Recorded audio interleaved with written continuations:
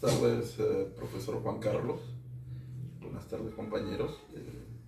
Me ha tocado exponer sobre un tema a escoger, sobre un paisaje arqueológico.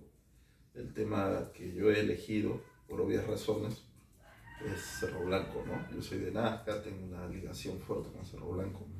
De hecho, fui de los primeros que comenzaron a hacer excursiones a Cerro Blanco. Pero remitámonos al tema histórico, ¿no? ¿Qué rol jugó Cerro Blanco en la antigüedad? Según lo que yo he estudiado, ¿no? Primero he partido de fuentes etnográficas, es decir, entrevistas y algunos trabajos etnográficos que ya han sido escritos como los del profesor Lancho en su ensayo histórico de Nazca, donde se recogen algunas historias, algunos relatos tradicionales que hablan de Cerro Blanco o donde Cerro Blanco es un personaje importante. El primero es un mito, ¿ya? Que probablemente ya haya sido un poco occidentalizado, es el mito de Cerro Blanco y Tunga. En el trabajo lo resumo bien. Un curaca de la costa que llega a los Andes, se escapa con una esposa de otro curaca y en este afán por escaparse, por huir, eh, a esta muchacha la cubre de harina de maíz, ¿no? Un elemento típico de los llanos.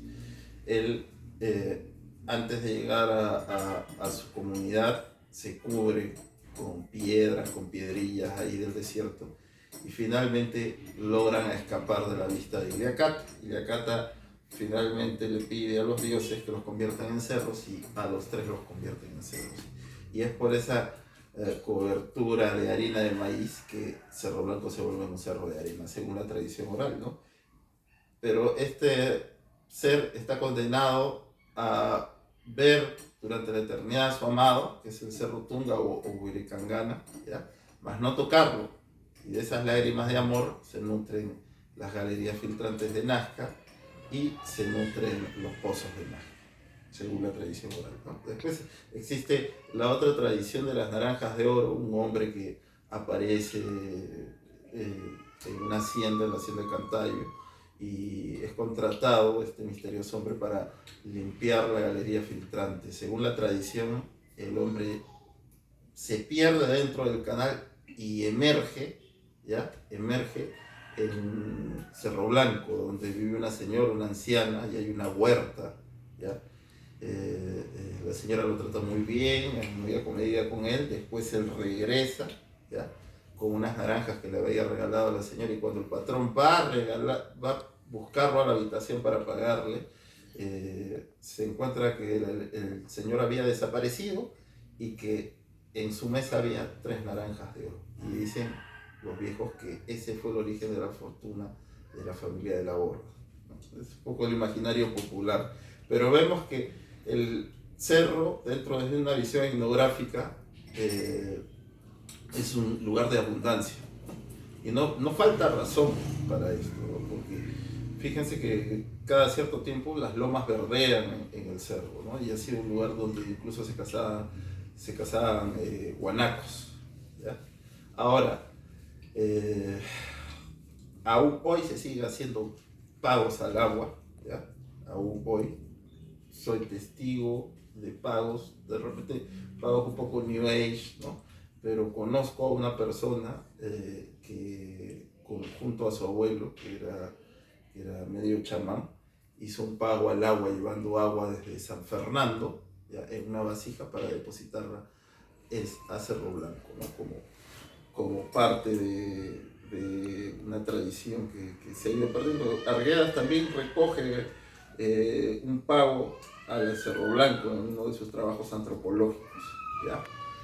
Hasta aquí con las bases etnográficas que nos sirven para determinar una cosa. Cerro Blanco era un apu, una montaña sagrada, ¿ya?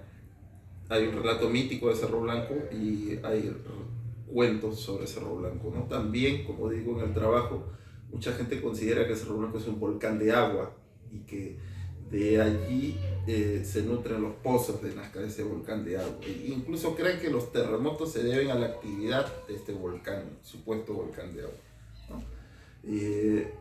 Pero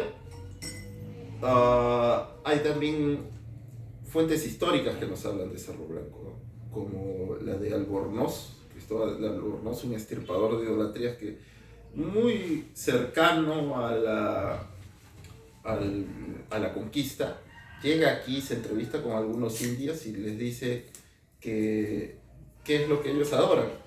Y los indios les contestan que ellos tienen una huaca, que es un cerro que se llama Saño Huanca Ilca, ¿ya? Saño Anca Ilca. La referencia Saño es arcilla, Anca ave rapaz y Wilca sagrada, ¿no? Ahí también podemos hermanarnos un poco ayudarnos un poco de los datos biológicos, porque Cerro Blanco es un centro de avistamiento de cóndores, ¿ya? Es un centro de avistamiento de cóndores. Entonces, vemos que ya en la época de la temprana conquista y virreinato, Cerro Blanco sigue jugando un rol importante, ¿ya? Dentro del imaginario religioso andino. Es la huaca principal. Después tenemos otro dato, ¿no? De un jesuita, ¿no? Que pasa por acá, ¿ya? Y también pregunta a los indios qué es lo que creían, ¿no? Ya había pasado algunas generaciones desde la conquista, ya el virreinato, y ellos dicen que la huaca principal de esta zona era un cerro de arena. Ahora sí dice cerro de arena, y ese cerro de arena se llamaba Moix, y esas cerro de arena junto a los puquiales son los lugares donde los viejos hacían ritos, ¿no? Entonces vemos que el culto al agua está muy presente en Nazca. Hoy por hoy, muchos de estos costumbres etnográficas se han llevado a lo comercial, a lo New Age, se siguen haciendo con fines turísticos y otras también con fines rituales propios, ¿ya? En Cerro Blanco encontramos una serie de evidencias arqueológicas que infelizmente no han invitado a los especialistas en arqueología a prospectar, por lo menos, el sitio. La única prospección cercana o más o menos metodológica que ha habido fue hecha por el antropólogo Johann Reicher, ¿ya? Él encontró algunas evidencias textiles, vegetales, ¿ya? Y fragmentos de cerámica. Después, en muchos ensayos se menciona, ¿ya? Muchos artículos arqueológicos se menciona, Cerro Blanco se le menciona como la huaca principal de Nazca, ¿no? Y todos estos ensayos o en estos artículos se habla como desde lo etnográfico, ¿no? No se ha hecho un trabajo en sí en el sitio, ¿ya? Johann Reicher no niega que haya habido arquitectura, y yo también he escuchado de algún amigo mío que es guía y que ha subido por la cara del Valle de las Trancas, yo nunca lo he hecho, que por ahí hay una construcción de piedra, una especie de arco, ¿ya? Entonces, no sería extraño, ¿no? No sería extraño. Lo que sí hemos encontrado son puntas de flecha, yo mismo, ofrendas textiles, huesos aparentemente cortados, ¿ya? Maíz, cerámica de distintos periodos. Es lo que a mí me ha tocado encontrar y conservar, lo tengo conservado, ¿ya? Para un futuro proyecto, porque mi proyecto de tesis va a ser la prospección de Cerro Blanco, ¿no? Con el fin de determinar cuál fue su función en la época precolombina. Otro trabajo arqueológico que no ha sido directamente sobre el sitio, sino tiene que ver con el sitio, es el hecho por el doctor Giuseppe Orefici. Él analizó una estructura de la Gran Pirámide, y esta estructura de la Gran Pirámide está enmarcada, ¿ya? Está enmarcada con Cerro Blanco, encajan sus muros, encajan perfectamente con Cerro Blanco, ¿ya? Por pausa. Eso. Esta estructura de la Gran Pirámide está orientada a Cerro Blanco, y según la interpretación del doctor Giuseppe Orefici, la estructura fue hecha con el fin de tener una conexión con el Apu, ¿no? con la huaca de los Nacas. Ahora, infelizmente la huaca Cerro Blanco hoy sufre grandes estragos por la depredación del turismo a veces incontenible, ¿ya?, que hay allí.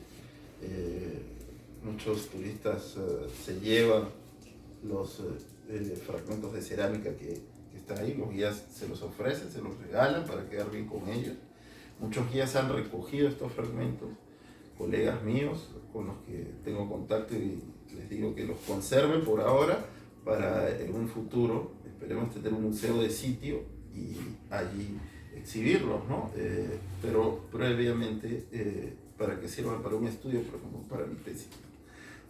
Hay otro tema que es interesante, hay algunas líneas, ¿ya?, que no se les ha estudiado, sobre todo esta figura que se le llama la aguja de Cantayoc, que está orientada hacia la falda de Cantayoc. La aguja es una figura geométrica, no media trapezoidal, y de ahí parte una línea recta. Esa línea recta te guía, te lleva a la falda del Apu o de la Huaca, ¿no? Probablemente ese fue su fin, ¿no? Habría que hacer una prospección para determinar esto. Creo que Cerro Blanco como paisaje cultural excede con creces lo que podríamos llamar un paisaje histórico, un paisaje arqueológico, porque también es un lugar único, es un lugar, probablemente sea la duna más grande del mundo, y además cuenta con una flora y una fauna únicas, ¿no? Entonces es necesario, completamente necesario. Cada profesión desde su postura, ¿no?, comenzar a tener producción científica para tener una narrativa sobre Cerro Blanco. No solamente nosotros los arqueólogos, que creo que jugamos el rol más importante, sino también los biólogos y los profesionales en turismo, ¿no? Porque mucha gente, muchas familias nasqueñas cifran sus esperanzas en la actividad turística, lo que puede generar esto. Creo que ninguna de estas posibilidades está reñida, siempre que se homologue una ruta, siempre que se sigan patrones o estándares de conservación correctos, y que el impacto de esta manera va a ser mínimo, ¿no? Entonces, desde ya este es mi pequeño aporte, quiero que sea mi tesis y quiero que sea el inicio para la prevención y cuidado de la última gran huaca de los Nazcas.